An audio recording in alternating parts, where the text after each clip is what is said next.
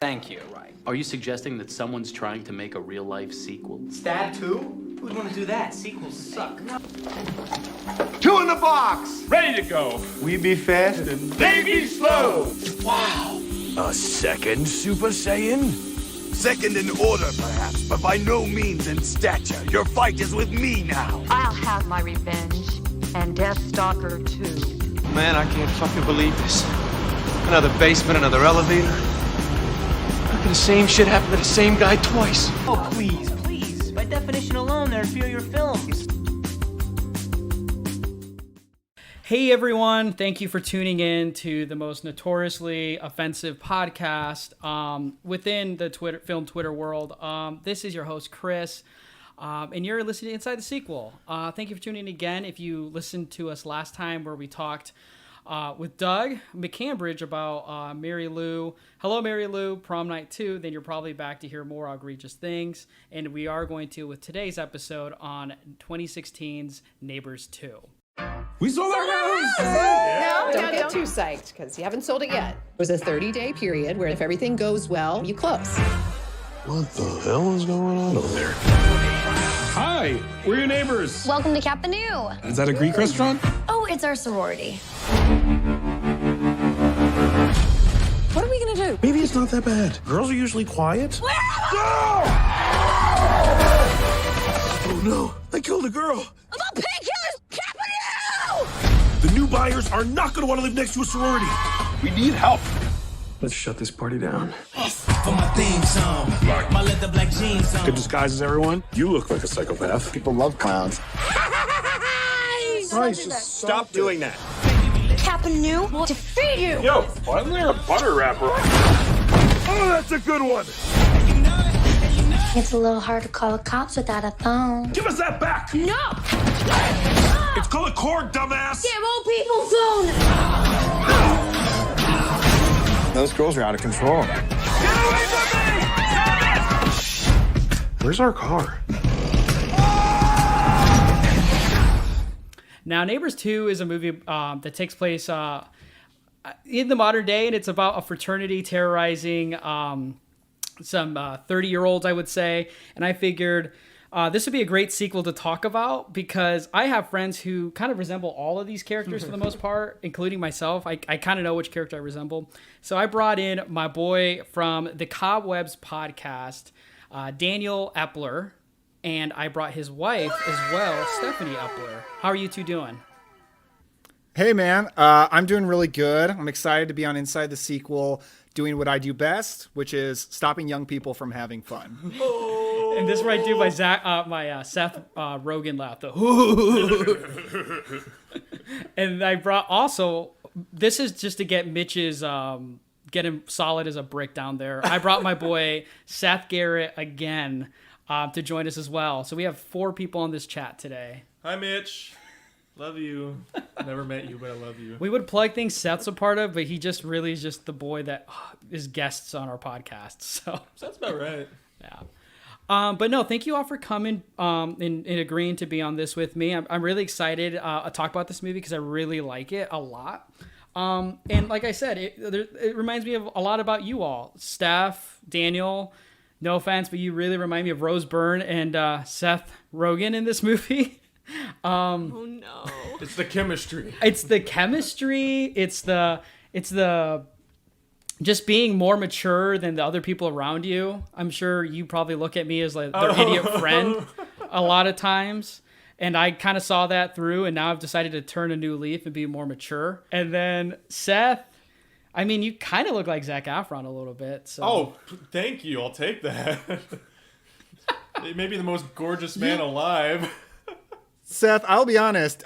You look nothing like Zac Efron to me. You kind of look like Scott Adkins to me, though. I'll take that too. I see that. That's awesome. Much more so. Thanks, guys. This is nice. I like being a guest.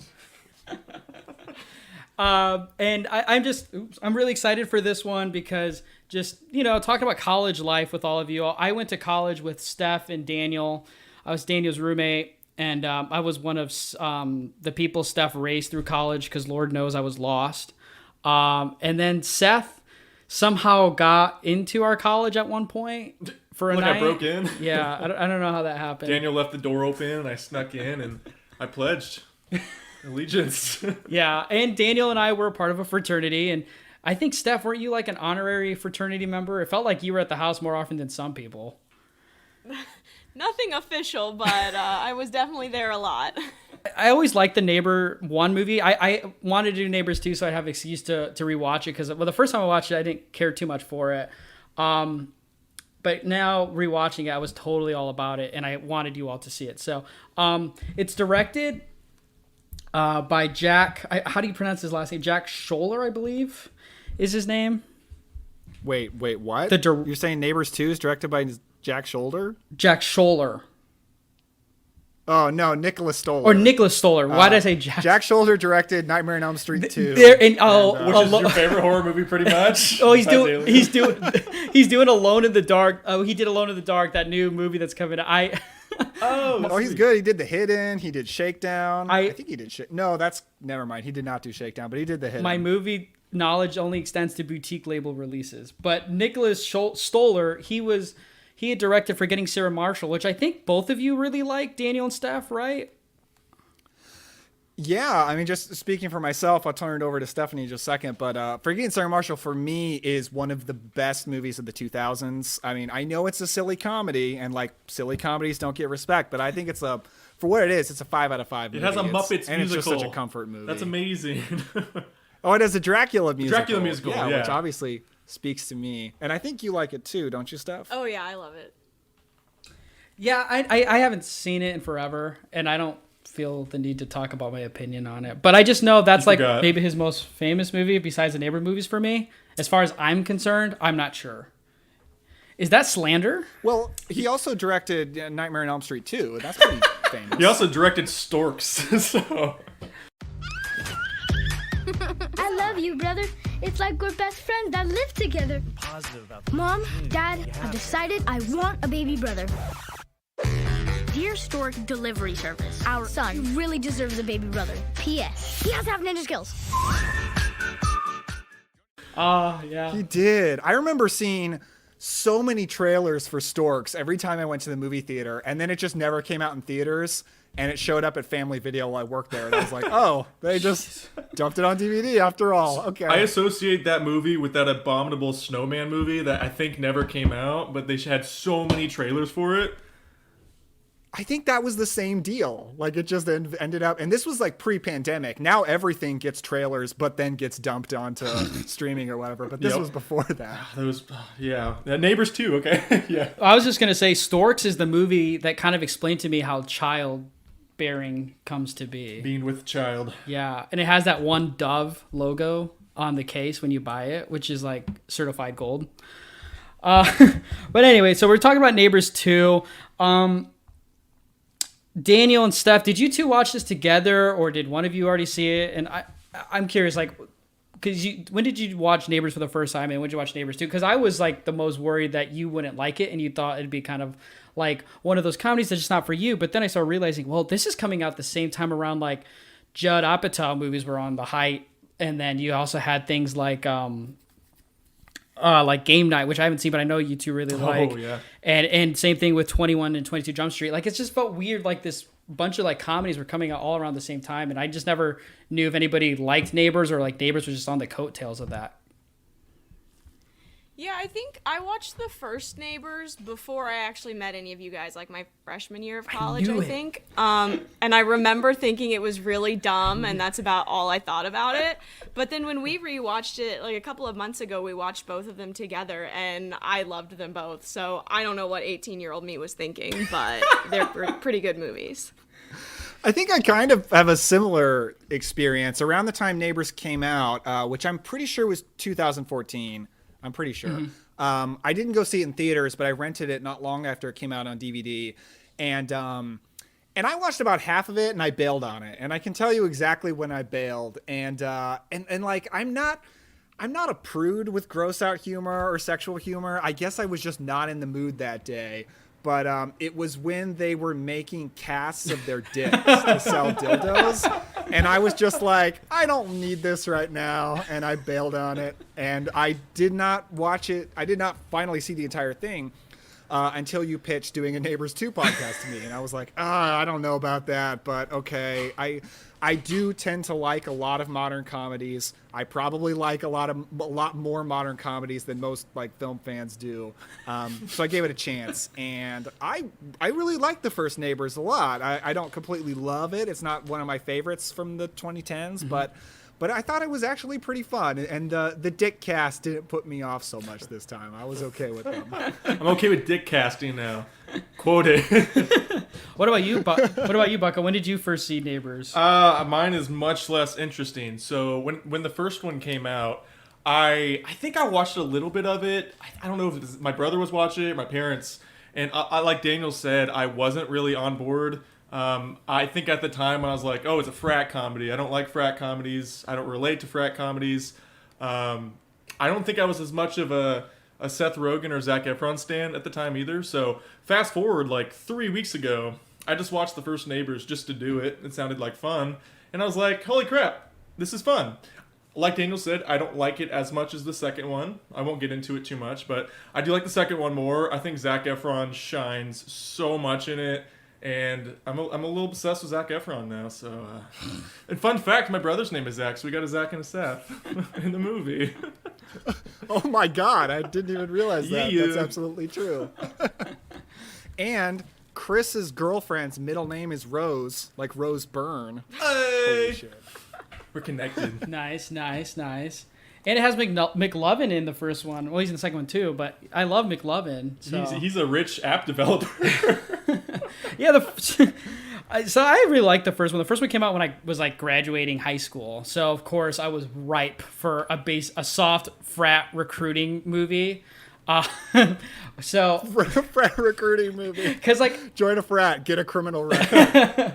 To me, it was just like you get to like, you know, be with your bros and impersonate Robert De Niro impressions and yeah, you know, just be buff like Zac Efron. I just thought that was really cool. But anyway, like Steph said, though, once I got into college, I was all about being in frats. But once I joined a fraternity with Daniel, I realized it wasn't all that was cracked up to be, and sometimes a little dumb.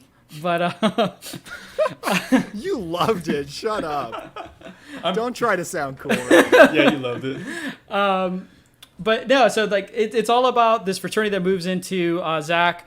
I was about to say Zac Efron. No, it's when Seth Rogen and Rose Byrne are a couple with the child, and they move into a house, and a fraternity moves in next to them as well. This is their first home, their first time home buyers, and they have a lot of aspirations, and they don't seem very old at all. And yeah, so they basically try to get this frat kicked out because it's causing so much, I guess, damage to their well-being. And then the second one, after everything is handled well, it takes place 4 months later. And one thing I got to credit this sequel is I watched them back to back in a day, and it was so seamless. Like it was so seamless. Like even the title cards and the font style was exactly the same. And it only takes place 4 months after the first movie. So I was like, hang on. Steph has something to interject. Yeah. I think it's 2 years later. Yeah, that's what Oh, it's 2 years later. Yeah, there is a time jump though. There's a 4 month time she jump. didn't want a girl-splain to you. Why didn't you call me out? This podcast is about making fun. This film is about empowerment. I didn't want to be like the anal woman who comes in here and has to always be right. You know. I mean, is that an archetype? Is that a thing? The woman's always right. Yeah, that's a thing. Oh, okay. I know the customer is always right. No, they are not. If mom's not happy, nobody's happy. I've heard that one. It's a thing. What happens when mom and dad Maybe it's not a thing fighting? in our house, but it's not. All right, I'm going to turn on something so I can cancel out the arguing in the back, and then you can come get me when it's all done. This is exactly how it was when Steph was on talking about Incredibles 2. I kept having like wrong parts, and she'd be like, hey, will you just shut up and just like let me explain how you're wrong? I would never. Dang, dude, you gotta be told what's up. But it takes place 4 years later then, I guess. And 2 years, 4 months. Wait, 2 years. 2 years. 2 years. 2 years. It takes place 20 years after the fall of the world. In the first one, they have Humanity a has fallen baby. into In the disarray. second The one, New they have a Republic. toddler. It takes more than 4 months for that. The forever purge has unleashed. That's the problem. I don't know the lifespan of a fetus. Seth in the stomach. Rogen is I a don't know clone, the like time. the clone of Ripley and like Alien 3 or 4 or whatever. Man, I thought this podcast was going to go off the rails after like 20 minutes. What is it, like 7 we're in right now? I've already had like 2 beers. At least it's Neighbors 2, so this will be fun. But so it's 2 years later, and they close their home, Seth and Rose, and they are on escrow. Now, you two are homeowners, and I'm not, Daniel and Stef. So maybe you can explain to me more what escrow is, even though they explain it in the movie. I don't think they explain it very well. It doesn't make sense the way they explain it. But yeah, it's pretty much the period of time between like your offer being accepted and you technically owning the house, I guess. And that's when you get all your inspections and stuff. And I think when we did it, like we couldn't just back out for no reason. We had to back out like if there was an issue with the inspection or something. Well, we had to put in a deposit. What was it, like $1,000? Yeah, something like that. Something like that. So yeah, I mean, if you back out, you will lose a deposit, but you don't actually sign the papers that say I own this house until closing, which is at the very end of the whole process. This is me. This is good podcasting. This is very interesting. Yeah, I was about to say, take notes.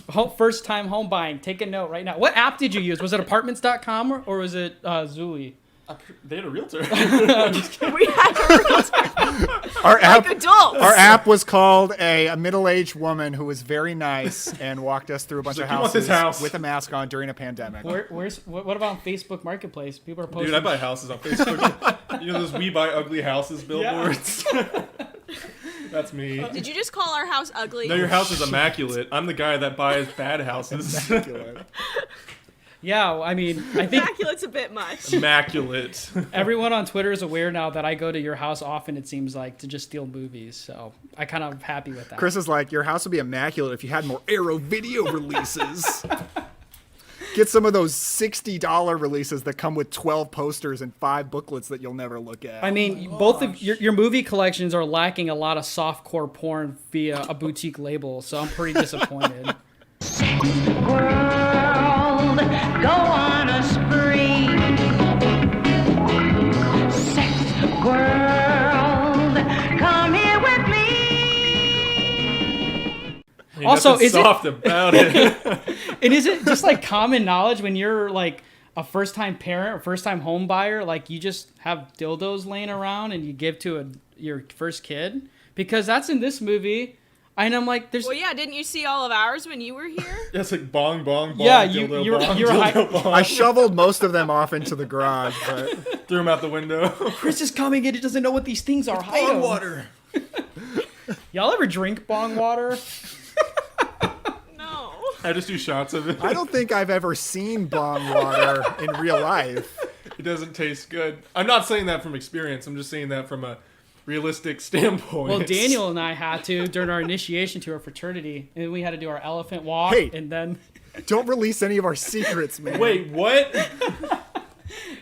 Yeah, I just have to say, and I know we'll get into this, but Here we go. So Chris and I were in a fraternity. This gets mentioned from time to time on both of our podcasts.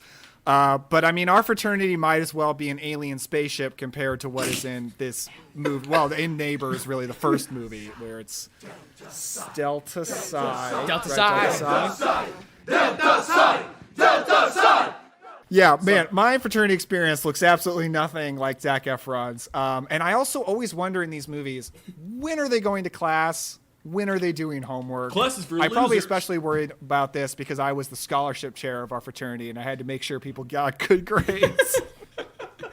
yeah, and then Steph was like the mom of the fraternity too, so she had to make sure all the boys were like in line and like not lost. I would hate that job. Well, you guys were such a mess. I would just be like, let's just bull. That Seth would come random nights. I'm still confused on the timeline of like when Seth came back to the States when he was abroad. Oh. Cause like he was like, I remember when I first met Daniel, like he would tell me about you and sometimes like Skype call you, and then like you were randomly on campus a few times too. I've always been confused with that.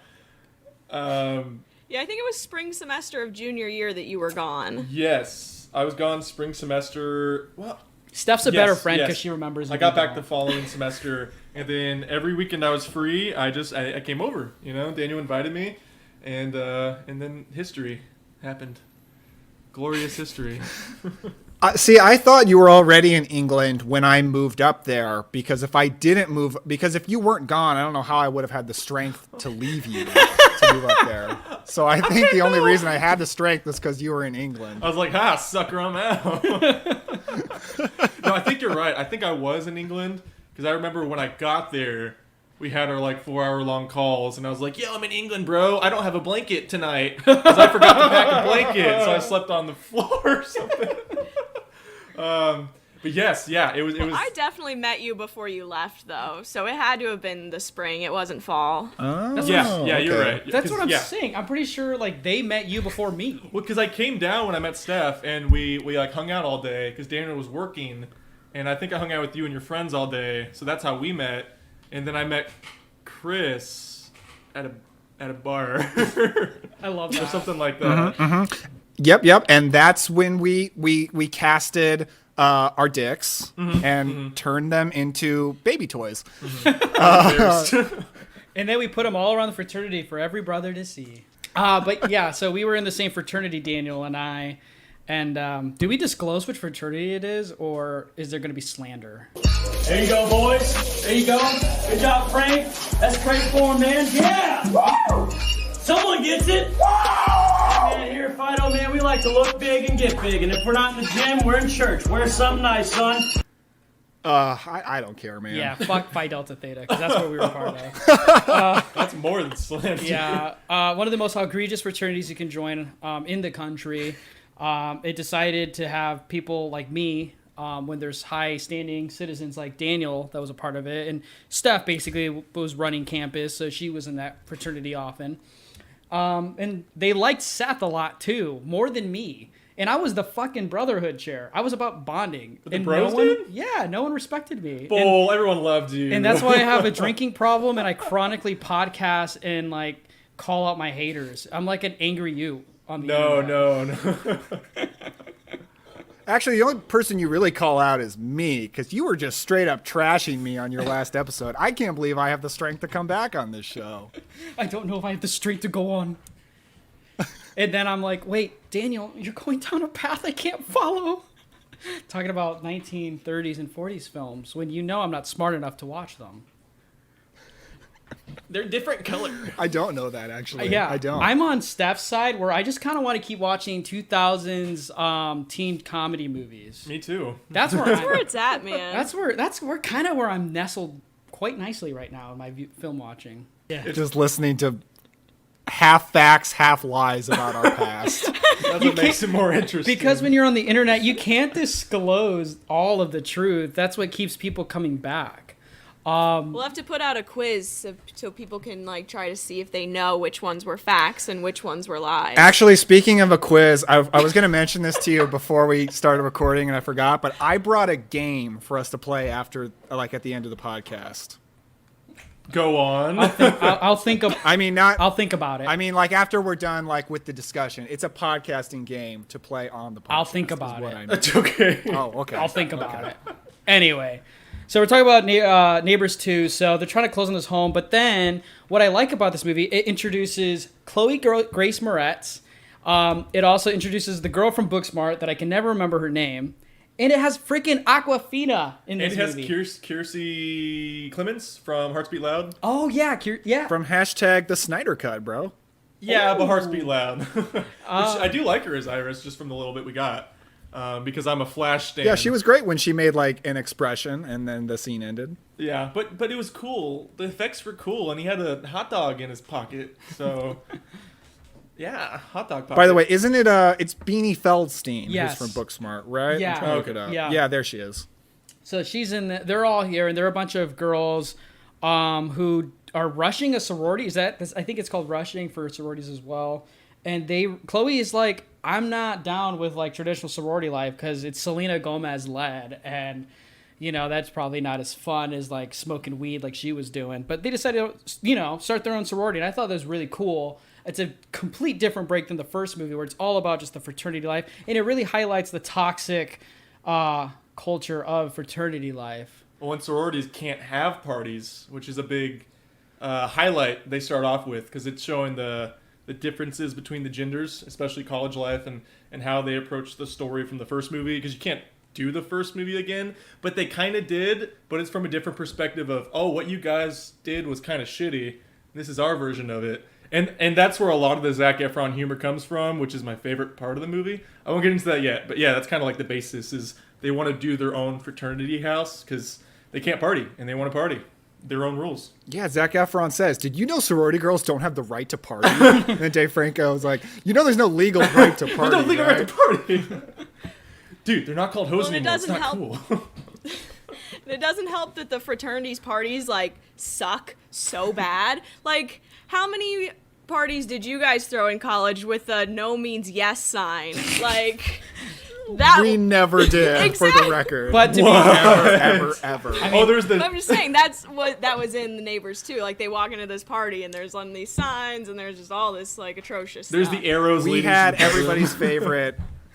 We had everybody's favorite English professor on campus come to our house and give a lecture on toxic masculinity. So we're not one of those fraternities. I need everyone to understand. Yeah, seriously, we did not tolerate. Because I know that thousands of people listened to Inside the Sequel.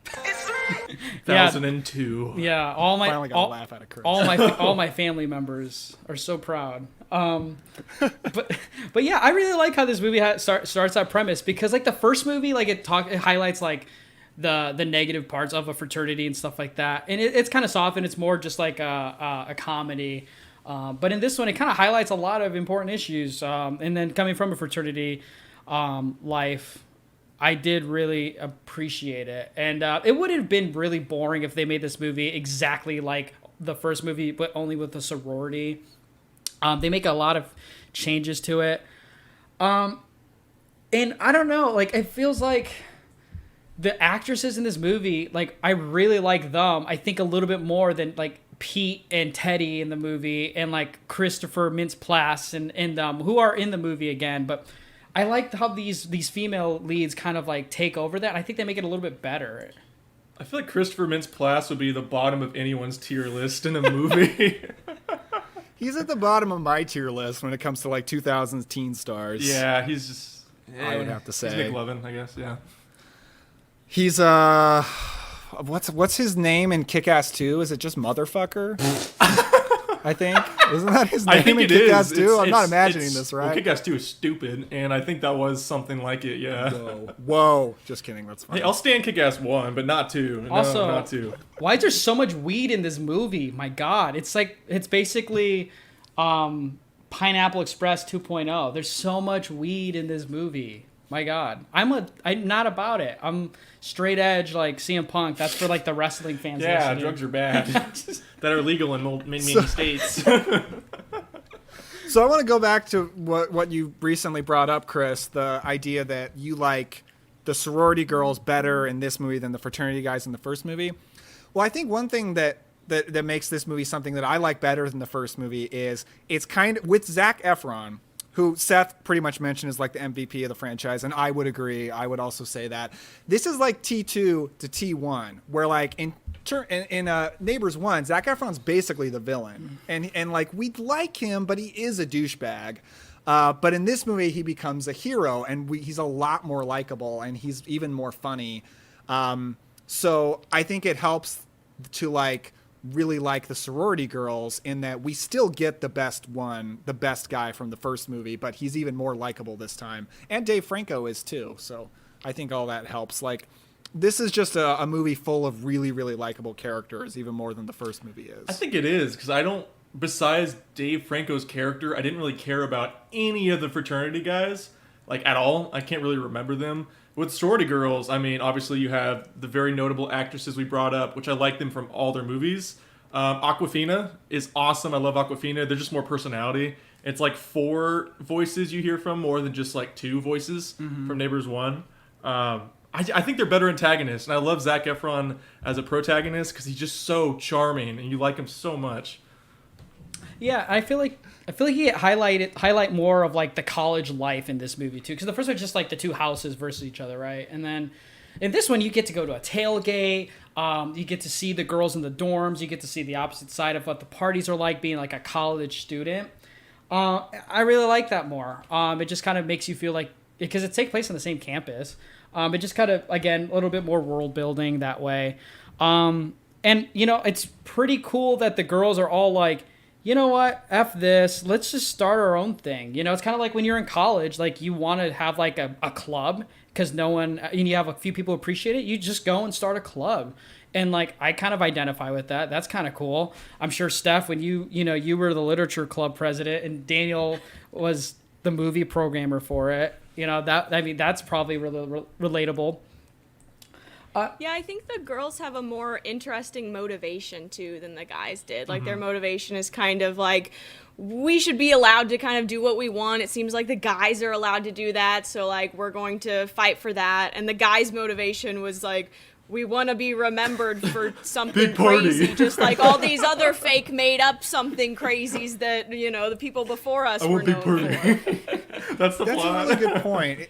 It's just a lot more interesting dynamic. It kind of reminds me of the difference between 21 and 22 Jump Street. Exactly. And that I'm personally in the camp that 21 Jump Street is much better than 22. And the reason is I think Jonah Hill turning out to be the cool one is way more interesting than Channing Tatum turning out to be the cool one. Because, like, you expect Channing Tatum to be the cool one, and that's what the second movie is. So the first movie is like, well, it's different than what you expect. It's more interesting. And this is the same thing in that, like, normally a fraternity's motivation is just a party, which is the first one. But the second one, it gives it a little bit more of an interesting dynamic. Yeah, I like that.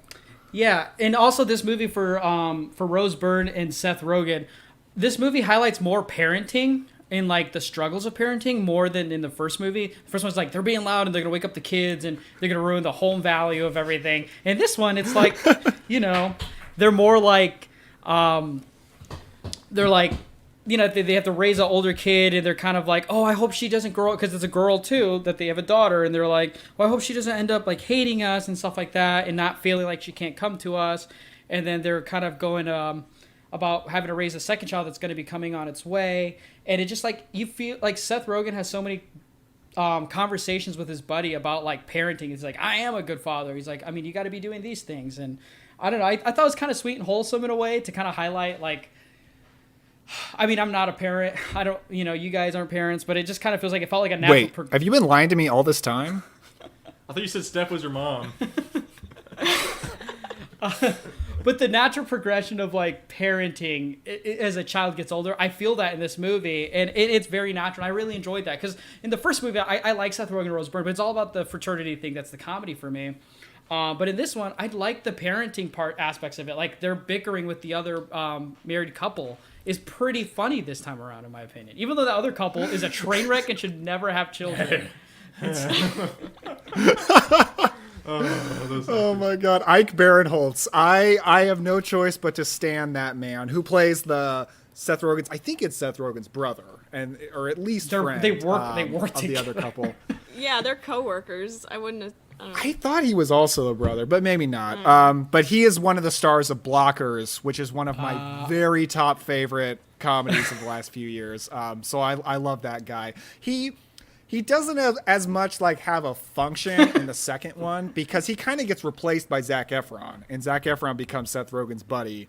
So he doesn't have as much of a point in this movie. So he's probably better in the first movie, but that doesn't change the fact that the second one's definitely the better film, I think. Yeah. What does he say when they're eating lunch or something like that? He's saying like Seth Rogen's a parent. He's like, "Fuck you! I am a good parent. What about you?" He's like they're bickering about parenting in their lunch break and stuff. And I'm like, I like when Seth Rogen calls out something that one of the wives says as sexist, and then Barry Rose goes, "Yeah, men's rights." No, fuck you.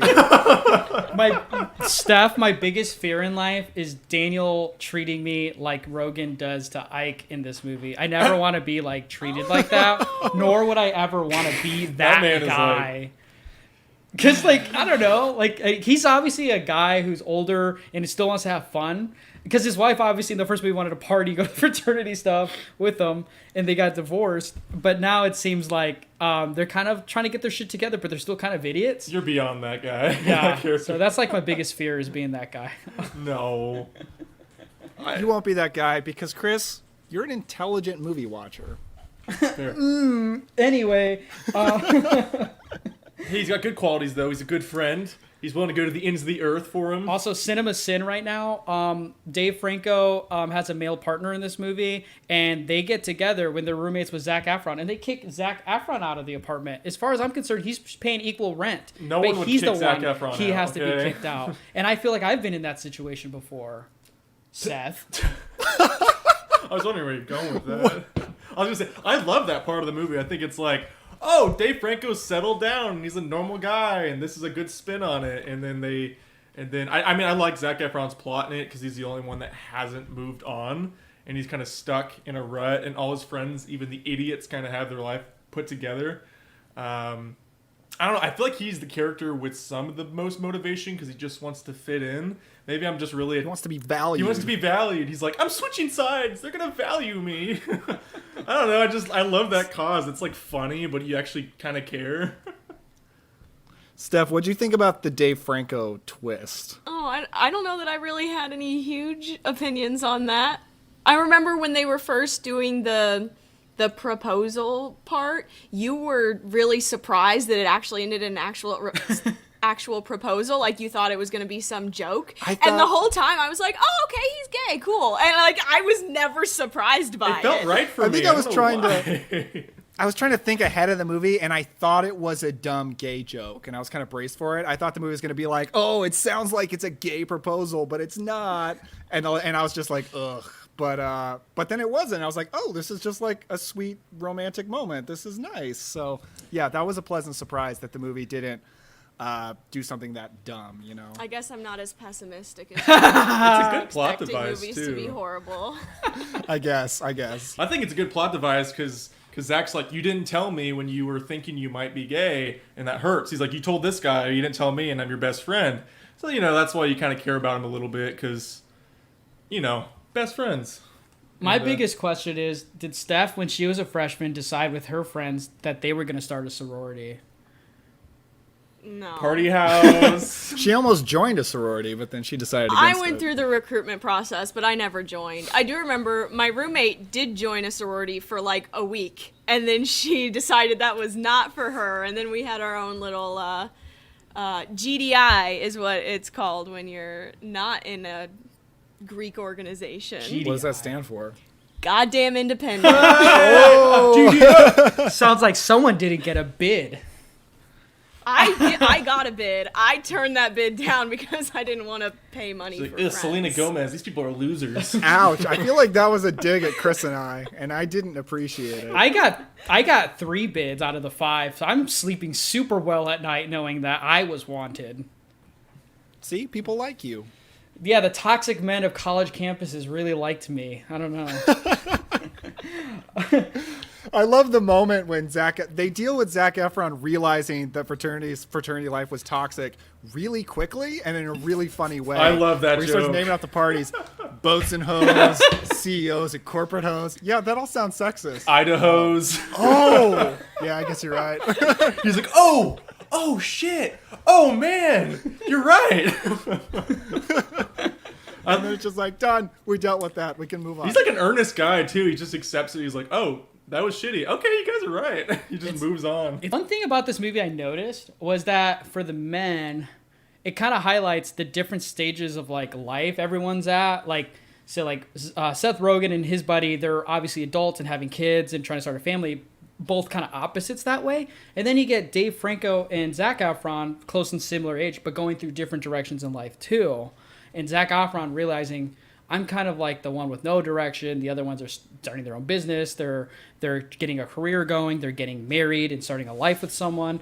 And it's kind of cool. It's very subtle. It not for Zac Efron. Throughout the whole movie, you start to realize this guy is dumb and lost. And he basically gets adopted. But he's kind of smart, though. It's a hidden smartness. Yeah. When it comes to weed, he knows everything. But I like how he goes and trains the sorority girls because like he's genuinely wanting to help them out and stuff like that. Because every other guy was like castrating them off, and the girls were all kind of themselves. They were starting their own parties, which I will say the famous women's party, that cracked me up. I thought that was super hilarious when Chloe Grace Moretz is Joan of Arc, and then there's a Oprah, and then there's 2 Hillary Clintons. I thought there was like 3 or 4 in the background too. It was like Clintons. a bunch. It's like current Hillary Clinton, future President Hillary Clinton, this one. I thought that was a fun like party, and like honestly, I would join the sorority like just based on party themes alone. They seemed really fun. Yeah. But I will say the most egregious thing is making their pledges dress up as minions. That Oh, that's rough. yeah. Egregious. I was like, ugh, minions. They made PTSD from all the moms and dads sharing Minions memes, thinking that it's just a riot. Okay, Chris, rank the Despicable Me films, including Minions. Go. Okay, so Despicable Me 3, the Minions movie, Despicable Me 1, and then Despicable Me 2. Criminally low for the first Despicable Me, I must say. I've seen the first one, and I've seen one of the sequels. I could not tell you which one. They don't hold a candle to Boss Baby in the new one that's on Peacock. I loathe all the movies we've mentioned. I've always disliked all these movies. When's Steph going to be on here so we can talk about the Boss Baby 2 sequel that just came out? Oh, yes. You know, I watched the first Boss Baby like 3 or 4 times. Hell yeah. None of them were on purpose. Maybe one of them was on purpose. I don't know. But I enjoyed it every time. I watched Despicable Me 2 in the theater twice. Neither time I wanted to see it. Yeah. So... We've all been there. I kind of like Alex. But yeah, I'll talk about the second Boss Baby with you. I'm writing That would be fun. I have to get this out.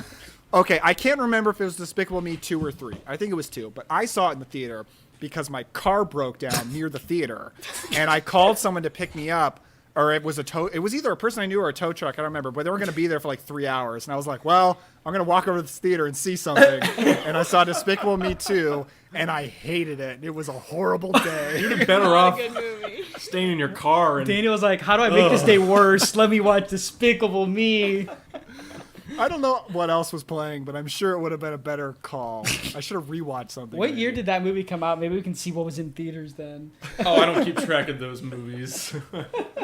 But I want to say another option. Never mind. This is a pointless discussion. Let's move on.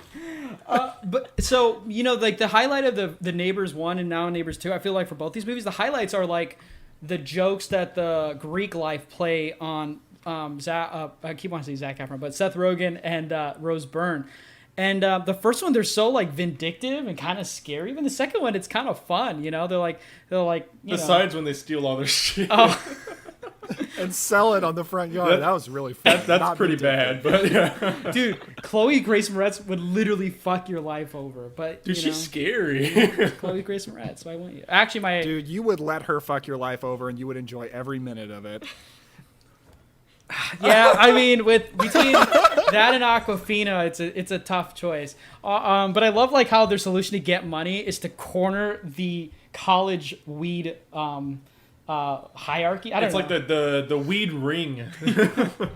I thought that was going to go so much worse. I was like, you're going to go to war with drug dealers? Yeah, that's what I thought. Okay. But it was just literally like a gag for a big set piece at the tailgate, I guess. But it reassured my my fear of when Steph and Daniel pull out their phones and start texting really fast when I'm in the room with them. Because in this movie, they do that to kick out Zac Efron. Now I know when they do that when I'm there, it's because of me. Oh, it's a group chat. Yeah. Oh, you're in it too. Okay, cool. I would never.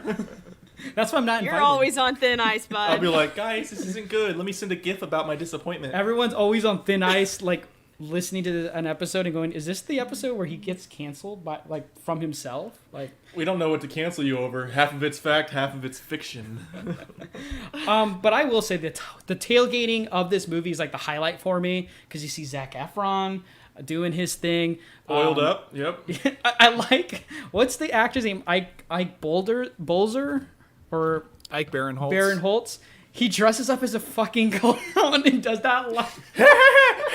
He's terrifying. I kept thinking, like, that's the most scary but hilarious thing ever.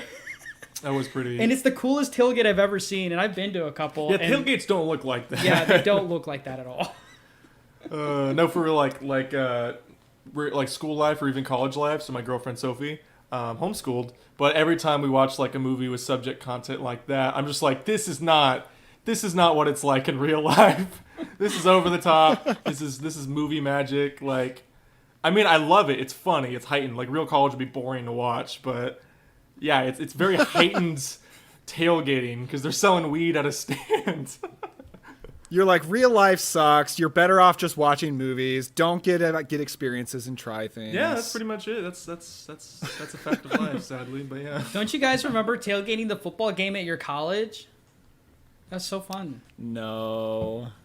What are we in, like a Division III school? Yeah, Pretty I think low. I went to one tailgate, and that's because there was like free food advertised. Yeah, I think I worked that one too. I filmed the tailgate. It was pretty big. They weren't selling weed at stands with whipped cream on top, but it was pretty. I was filming it for a charity, and it was cool though. They had like actual food stands. They had like little games set up. Obviously, like cheerleaders. There's like a little marching parade for the game beforehand, and it's cool. No weed, but cool. Yeah, Seth went to a bigger college than us, and he doesn't have nearly as cool college stories like we do. That's because I commuted from a small town, smaller town. Yeah. But I mean, I lived in a party town my last semester, but you know, I wasn't in a frat. But then we get to see Zac Efron's balls, which is great. He pulled out the dick. Were they his, though? I tried to find it on IMDb trivia. No, those are stunt balls. There's no way. There is no possible way that's Zac Efron's balls. Stunt balls. Yep. It's kind of like my question is... If you can't see his face in the same shot, it's not his balls. CGI balls. I also love the famous quote of this movie, sometimes you gotta suck dick to realize you don't like it. And I was like, yeah, that makes sense. That's the famous quote from this movie? For me. It's the one Chris connected to. Oh. It's all good. It's all good. I love that. That guy's delivery, though, spot on. He's like, sometimes you gotta suck dick to know you don't like it. I love how his name's Garfield. Garfield. I love that guy. And then Hannibal Burgess in the first movie is like, do some cat shit for me. And he's like, lick yourself and stuff. It's like, what? I do love that scene. It's so funny. And he walks in on, obviously, the third room. And he's like, oh, it's all good, guys. I just wanted to abuse the white people. And I'm like, yeah, it's fair. By the way, that guy...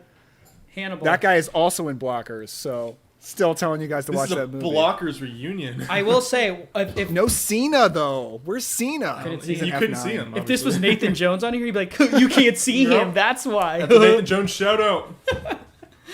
Hey, he's Jacob Toretto. Oh. Yep, long lost brother. Yeah, it's crazy. Race Wars was going on, and he was fucking international spy. Because of course he was. I will say, though, it's funny that, Danny, you brought that up about Blockers. This movie, after watching both of them, I like these movies a lot. It really kind of heightened like my need to watch those comedies you always talk about that are so good, like Blockers, Game Night. And I think there's another one. I can't remember. I mean, I've seen 21 and 22 Jump Street, and I really like those. And I think something like Good Boys kind of stems from Neighbors and in a different way, but it's kind of like all the same vein, like these kind of comedies. Same vibe. Yeah, same vibe. Yeah, it is someone who's Good Boys is also produced by Seth Rogen and I think Evan Goldberg too, so kind of a same team. Yeah, and I don't know, like someone who's not huge into comedies, I do think if the comedies that you talk about are anything like Neighbors 1 and 2, it's probably something I need to fix, eh? Maybe. Steph, what do you think? Where would Neighbors 2 stack up with Blockers and Game Night? Like in a ranking? Yeah, like is it better than them? Is it not as good? Oh, it's not as good as them. I agree. Whoa. I agree. Neighbors 2, not as good as Blockers or Game Night. I need to watch Game Night again. Wait, why is it called just Blockers? Like, what are they blocking? Okay, so the real title is Cock Blockers, but they couldn't put the word cock in an actual movie title, so instead there's just a picture of a rooster right above the word block. They're blocking Zac Efron's and that's sort of prosthetic balls. He's talking about cock. But yeah, I really like Neighbors 2, and I think it's so much fun. I also think that the ending, the third act, I was telling Seth before we started recording, I think the third act, at least the last half hour or so, there's some stuff I didn't care for, but like I still like how this movie ends way more than the first movie. And I think it's because Rose Byrne and her connection with the sorority girls in this movie totally kills it. I think it's so good. Rose Byrne, awesome in these movies, by the way. I don't know, I just like her. She's super fun to watch. She's kind of like a young, chill vibe to her, but she's also trying to act mature that I think is hilarious. Hell yeah, she co-stars with Mark Wahlberg in Instant Family, which is like my biggest guilty pleasure in the world right now. I love Instant Family. I would so be on board for that movie if it wasn't for Mark Wahlberg. I'll say it right now, I don't like Mark Wahlberg. He's like my favorite thing about the movie. No! I mean, maybe I'll like him in that. So great. I don't know. It's just so... He's so bland in so many things, but in comedies, he might be different, to be fair. I haven't watched him in many comedies, I don't think. He's good as a porn star. Well, that's fair, yeah. Dude, have you seen his dick? Dude. I remember when my MySpace handle used to be Dirk Diggler. No way. Are you serious? No. Okay. But it is partially the reason why I'm growing this I mustache. gotta see my name in lights. It says Dirk Diggler. Yeah. Somebody at my work said the other day, with my mustache being grown out, he said, "You look like you could be a porn star with that." And I was like, "Thank you. Have a good rest of your day." How many porn stars actually have mustaches? Because I don't know. Yeah, like, that's just a thing people say. Only the good ones, as far as I know. I gotta watch that sleaze. Who are the big names, I Chris? mean- Name them off right now. Well, in Sex World, I'm pretty sure there's a guy with a mustache. My question is, though, with that Mark Wahlberg comedy you were talking about, is that movie, and would you say that one wrestling movie you all have seen, that, like, are those of the same, like, those are later comedies, but are those also of the same kind of, like, vibe as the comedies we just mentioned? Oh, are you talking about the Florence Pugh movie? Seth, what's that called? We saw Wrestling that with Fighting Family? for My Family. Yeah. That's right. Yeah. No, Instant Family and Fighting for My Family, which are not connected, Was it Fighting with My are Family? nothing like these movies. They're both much more sentimental PG-13 movies. They're very much like... But they're I like them both. Yeah, they're fun. They're fun. They're traditional arc. They go into the story. She hates everything, learns to bond with the people she's with, overcomes her adversity. Boom. Good time. Yeah. It's a different vibe. Yeah. I don't know. Like, I've always been so hard pressed against these comedy movies, but I know Daniel and Stef, you two both watch these movies a lot and like them. And Seth, I know you end up watching them too and liking them. Yeah. And I just kind of feel like I left the train there, so I feel like I need to get into it. Well, me and Daniel saw that one together in theaters. Oh. Yeah. We did, Yeah. It was fun. I had a good time. Florence Pugh, good, she's yeah. blowing up. I'm so glad. Okay. Well, Steph, would you join the sorority that Chloe Grace Moretz starred? Or no? that was my big question going into this. Was like, I'm going to ask her. It starts with good intentions, but, then... Well. Maybe when I was 19, but Well, that's the only time obviously you would now. No. That's not for me. I'm good. You don't want to go live in a sorority house right now? I don't think I vibe with that, but I might have. Would you live in a sorority, like an actual sorority house, or would you live in like what we had at Westminster, where it was like the dormitory, and then we just called Where it you that's get a a floor sorority? on the dorm. Yeah. No, I didn't really want to live with any of our sororities at school. Yeah, I don't. But maybe the sorority in Neighbors 2. I feel like I'd be inclined to live. I mean, we lived in a house, but it was on campus. But like, it was nearly not as nice as the ones in the movie at all. Our house sucked. Just because real life sucks. It did not. I will just say I loved living in that fraternity house. It was a dry house, so people weren't getting drunk all the time. We had quiet hours, so people weren't partying all night long. It was basically a big collection of nerds, and it was fun. And you had the best food of any of the houses. We did. We had pretty good food. Let's not go crazy. If you didn't have board game nights, or Magic the Gathering nights, or Dungeons and Dragon nights, it wasn't a nerd house. No, there were those nerds, though. Actually, no, there was. You're There's right. a tabletop you're right. gaming club, but it was just a campus club, not a fraternity club. Fair. I'm a nerd. So. If you're a ex-Greek life person and you're Zac Efron, I feel like that's not a good thing, right?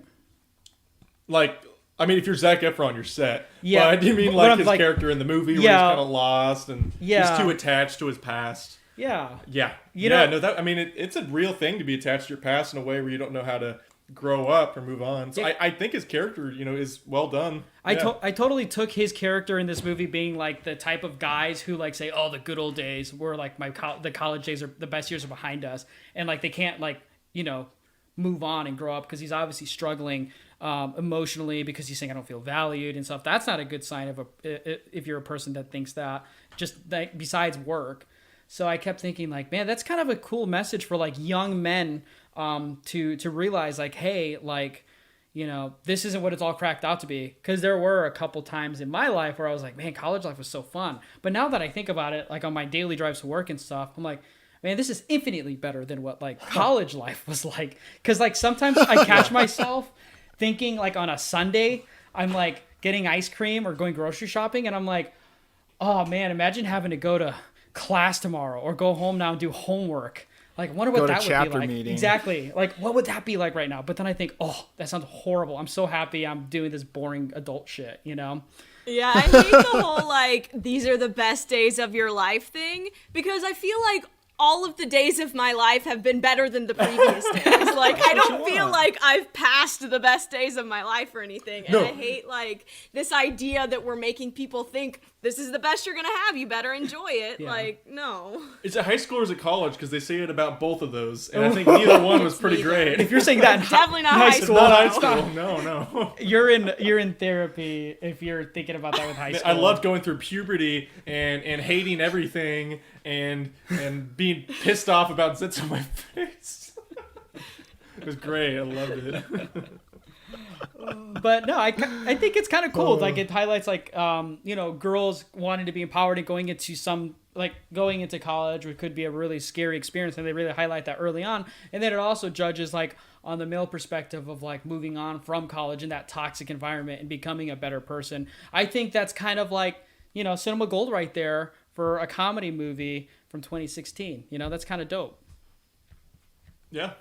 No, yeah, and I really like the end of the movie because it feels like growth from the previous movie, in that in the previous movie, our protagonists, who are Seth Rogen and Rose Byrne, they do get what they want in the end, but it is at the expense of kind of screwing over Teddy, Zac Efron, and he has a criminal record because of what happened.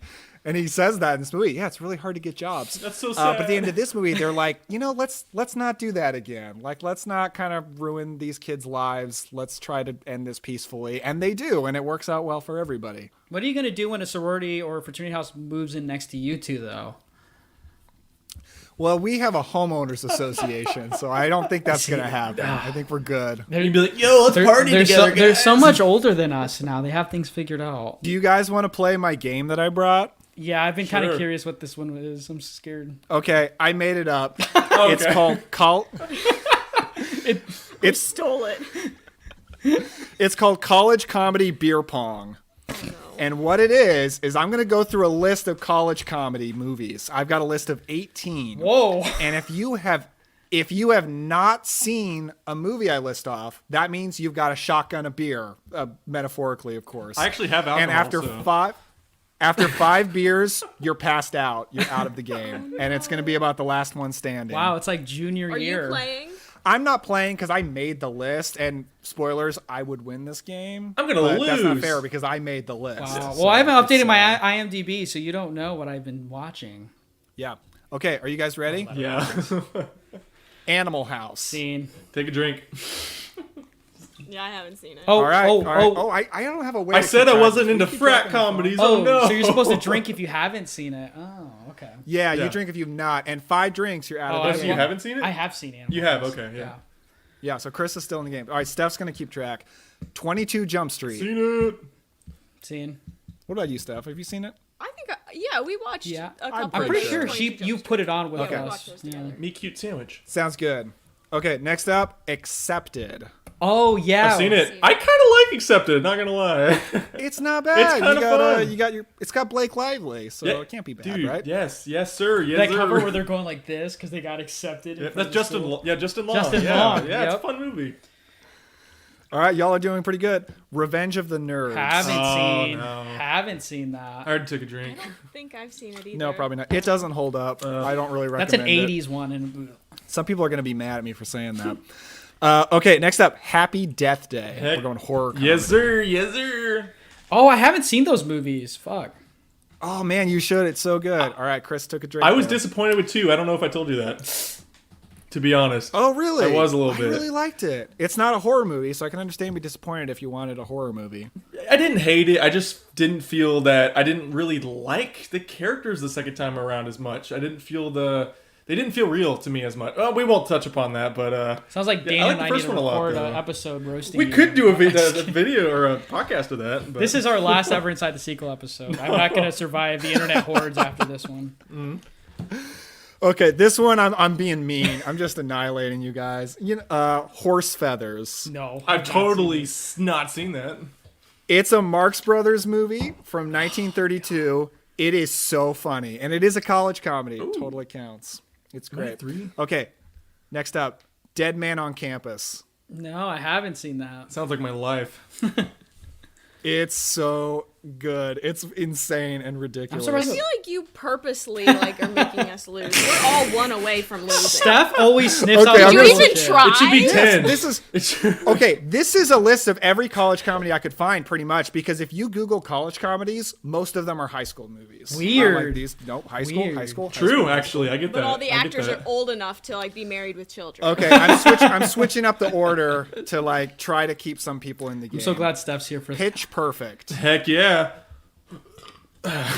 You haven't seen Pitch Perfect? No, I've seen any of them. You haven't seen it? I haven't seen any of them. Dude. Okay, Chris, you're out. You're done. I was in choir when that movie came out, and I was kind of like, I want to have a sing-off. No one else wanted to. Okay, just between Seth and Steph, Monsters University. Yeah, you know I've seen that one. I do. All right, we're good. All right, next up. Now, okay, technically it is a college movie, even though it's technically grad school. Legally Blonde. Ooh, I've seen that and the musical. What about the sequel? I've only seen the musical when we went to see Really? it live. I've never seen Oh my God, Legally we're gonna have to Blonde. watch it. Okay, Seth, you're the last man standing. I will say I like the musical more. I think I do like it more, to be honest. Steph, you'll love I do too, that movie. actually. I love the music. The music I really is good. liked the musical. The first one's so good, and it has Luke Wilson, who's so good in it. I like the movie too. Yeah, I like the cast. I remember Luke Wilson's character being a way bigger part and a way better character in the musical than in the movie. I don't know if I'm right on that. I haven't watched the musical or not. You're probably right. I mean, I just like the musical more in general, so you're probably right.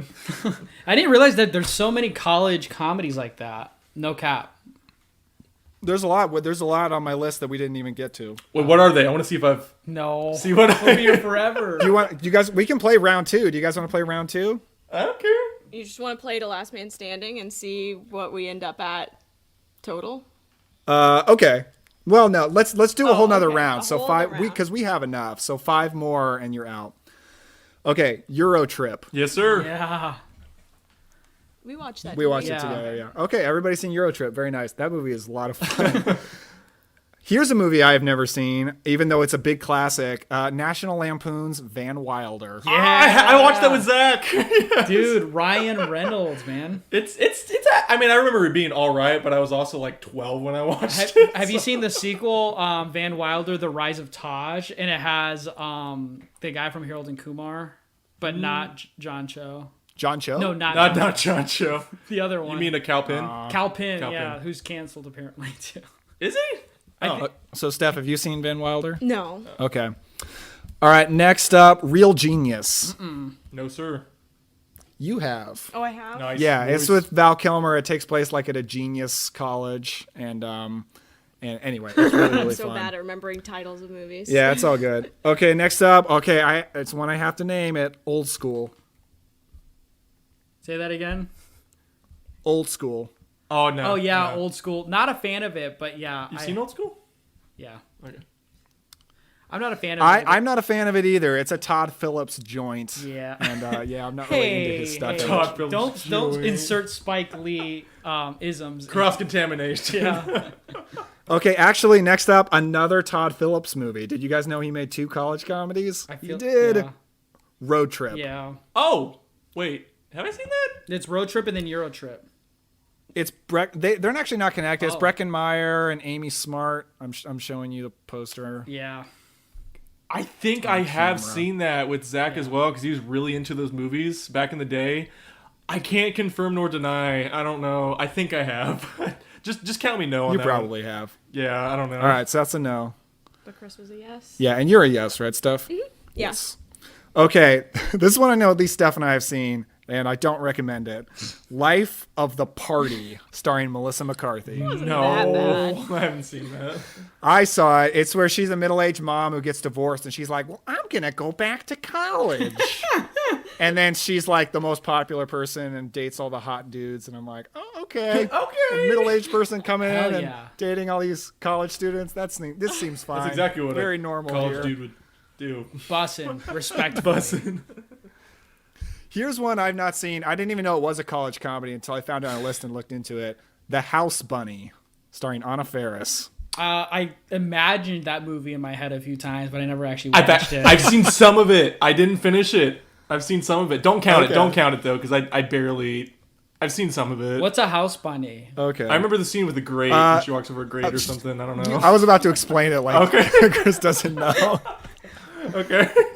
I'm like I've only got one more on the list. I think. Yeah. Okay. Everybody Wants Some. I love that movie so much. I don't know Yes. if I've seen that. I've told you to watch it many times. It's really good. Oh, the Linklater film? Anything Linklater is so rewatchable. I watched I've part watched of that movie that, 3 times. It's so good.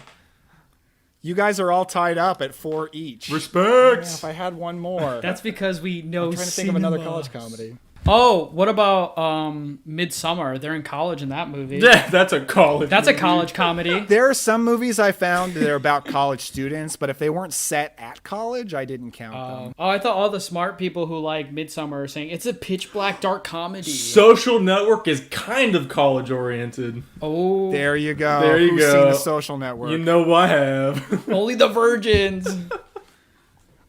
Steph hasn't. It's not really fair because it's not a comedy It's in not. the slightest little bit. It's not. It's my favorite Fincher movie. Not gonna lie. Don't at me. Yeah, mine's Alien 3. This has been established. I'm gonna at you. But Okay, that's my game. I'm tapped out. I like that though, and you know what? Everyone who's listening to this, what they're gonna take out of this whole entire recording is Daniel's game, and then they're gonna be like, "Oh, Chris, nice job with your podcast." We had fun. Wait, are you mad at me? No. Anyway, do you guys have anything else you would like to say about the 2016 smash hit that is Neighbors 2? The titty is silent. They don't understand that there's no I in sorority. There's 2, actually. There's just one. No, that's a Y. No in the middle. That's an O. SOROITITY. Sorority? That's how you spell it. You think the titty is silent? Oh, Waterboy is technically a college comedy because he goes to college during that movie. Oh, there you go. There you go. It's decent. Yeah. Oh, I have one thing I wanted to mention because I thought it was interesting. I looked up Neighbors 2 on IMDb, and I looked at IMDb reviews, and there appears to have been like an organized, coordinated effort to get that movie a lower score because almost every review on IMDb is 1 or 2 stars out of 10, and they're all complaining about its political and feminist agenda. Kill me, respectfully. It's like every review. Who has the it's time like, to- you were on like a Tumblr and you organized this or something. No, Tumblr's too liberal for that. Oh, okay, whatever. A 4chan? No. It might be 4chan or iFunny. What's iFunny? Trump's new social media he just released that no one's heard of? He just released a Oh, new social oh, it's media. called the Daily Wire. Dude. No, it's not the Daily. It's called like Notebook or Letterbook or I don't know something. Nicholas Sparks the Notebook? Yes. Is that a college movie? That makes sense why the movie takes place in 2016 and Seth Rogen's friend is like, wait, I gotta get this tweet out. How do you spell Trump? Dude, oh yeah. Only virgins like the Notebook romance. Only the Chads like Fast and Furious romance. That's right, Dom and That's Letty. right. However, Brian and Mia over Dom and Letty. Yeah, Hot I like that take. in the first movie. I don't think it's really yeah, hot. I think they have more of a romance just from the first movie alone, and they're so adorable. You forgot one more Absolutely. college sex comedy. I'm pretty sure there's Co-Ed Babes Volume 3 that you could find in the back of a family video on DVD. So that one I Wait, have they have a seen. Volume 3? Yeah, well, Oh, it nice. starts with a Volume 3. Anyway, hey, Steph, Daniel, thank you for continuing to associate me in your life and and sacrificing your reputations on Twitter by being on this podcast with me. What's up with what are you guys gonna be doing next? Like, what's going on with Cobwebs?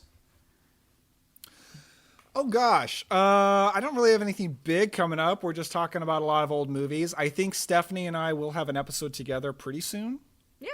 Yeah. Okay. So better you'll be able to hear more Daniel and Steph together before too long. Good. All right. Well, you just did that action marathon, which is it's a lot of fun. I thought I'd get a little jealous that Matt Bledsoe took my spot in that one, but you know what?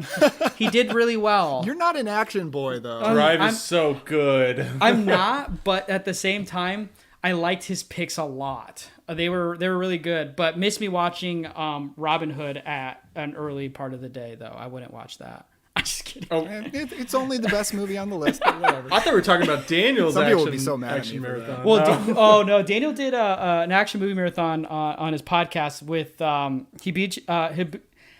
Hibachi Justice, Michael Scott. His name is Michael Scott. Michael Scott, who runs the Atkins Undisputed podcast, and it had Matt Bledsoe from the Delicious Film Feast podcast. And they did a 24-hour marathon hypothetical, and it was awesome. I really like when you do those. And I loved the talk on Police Story. That was really good. Oh, so good. So yeah, that was really good. But yeah, Daniel, where can people listen to Cobwebs if they haven't already? Yeah, you can listen to it on any podcast app. It's just called The Cobwebs Podcast. We talk about a lot of old movies on there. And you can find us on Twitter and Instagram at Cobwebs Pod. And you can follow me personally on Twitter at Epler Daniel. And make sure you're following the Schlock and Awe podcast because I'm going to be on there before too long as well. I got a sneak peek onto it, and it's going to be pretty good. I like it. And then, Steph, where can people follow you on Twitter? You can follow me on Twitter or Instagram at Stephanie Epler, and that's Stephanie with an F. And what about that Etsy store for the crocheting? We need to buy the merch. Maybe someday I'll open that up. Good. Crochet some Cobwebs pillows for the merch shop. Yeah. Okay. We've seen it before. We need the merch. But thanks you two for hopping on. And Seth, unfortunately, you don't have a platform yet, but we're still waiting on the video essay. You can just hashtag me at Seth Rules Chris Drills. If you're ever in the Springfield Mo area and you need a videographer, there's no one more talented than Seth Garrett. I'll plug his Facebook so you can see him calling out the toxic fan bases of Facebook on IGN I'm pages. a keyboard warrior. We'll drop that there. Okay, Seth. So you're a professional videographer. Like, what would it cost for you to just follow me around for a few days with a camera and just document my life? I do that anyways. You just don't know about it. But if you wanted, so I've been getting a deal. If you want it more professional, just give me affection and make me feel validated like Zac Efron, and I'm good. Would that be of value to you? It would be of value to me. Yes, it would. And if you want to, ever want to follow us again on Inside the Sequel after this episode, you can always follow us at SequelPod. Email us at sequelpod@gmail.com. For recommendations or give us your thoughts. If you hate this podcast, I'd love to hear that. So send that on the email. Follow us on Twitter at Inside Sequel, and then you can follow me at Hertastic_Chris. You can follow us at Hertastic Reviews on YouTube as well. We'll get the shop for Inside the Sequel up soon. The first thing that'll be on there will be a 3D printed model of my penis, all 2 inches. Not a mold, a 3D print. It's less. You don't get like the skin cells. It'll be up there and running for Mitch and Boozy to buy. First, right? Anyway, if you like this episode, I do recommend that you follow us for our next week's episode, where we are going to be having the one and only Anthony Buziak from Terror Table to talk about Hell House LLC 2. That'll be dropping on the 21st of this month, so get excited for that. But thank you all for listening, and remember, if you aren't rushing your Greek life, then do you really care about cinema? Anyway, we'll see you next time.